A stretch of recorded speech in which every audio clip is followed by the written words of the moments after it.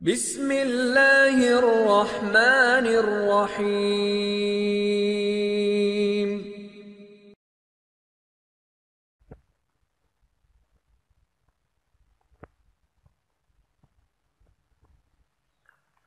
آج کا سوال یہ ہے، صلاۃ التسبیح میں اگر کسی رکن میں تسبیح پڑھنا بھول جائیں تو کب پڑھیں؟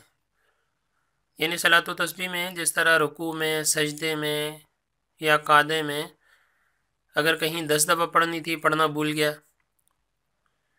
یا 10 دفعہ کی بجائے 5 دفعہ پڑھیں، کچھ رہ گئیں، تو اگر کسی رکن میں کوئی تسبیحات رہ جائیں تو اس کو کب پورا کیا جائے، کس طرح پڑھا جائے؟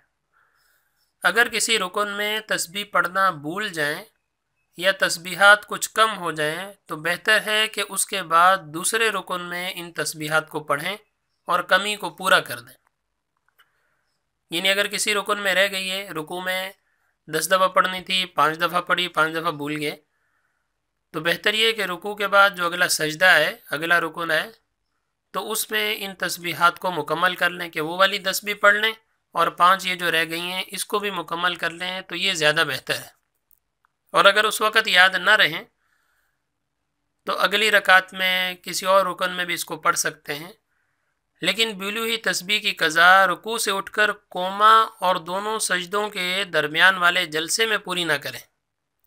ان میں صرف ان ارکان کی تسبیح پڑھیں، ان کے بعد سجدے میں بھولی ہوئی تسبیحات پڑھیں۔ مثلا اگر رکوع میں تسبیح پڑھنا بھول گئے تو رکوع کی تسبیحات کو پہلے سجدے میں پڑھیں، اسی طرح پہلے سجدے کی تسبیح کو دوسرے سجدے میں ادا کریں، پہلی رکعت کے دوسرے سجدے کی تسبیحات کو دوسری رکعت میں کھڑے ہو کر پڑھیں، اسی طرح تیسری رکعت کے سجدے کی تسبیحات کو آخری قاعدہ میں التحیات سے پہلے پڑھ لیں۔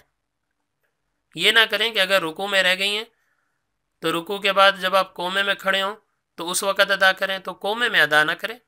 اسی طرح اگر پہلے سجدے میں رہ گئی ہیں تو اس کے بعد جب آپ بیٹھتے ہیں، جلسہ جس کو کہتے ہیں، تو اس میں ان تسبیحات کو ادا نہ کریں بلکہ اگلے سجدے میں ادا کریں۔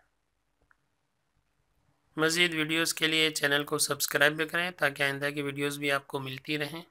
اپنا خیال رکھیے گا۔ اللہ حافظ۔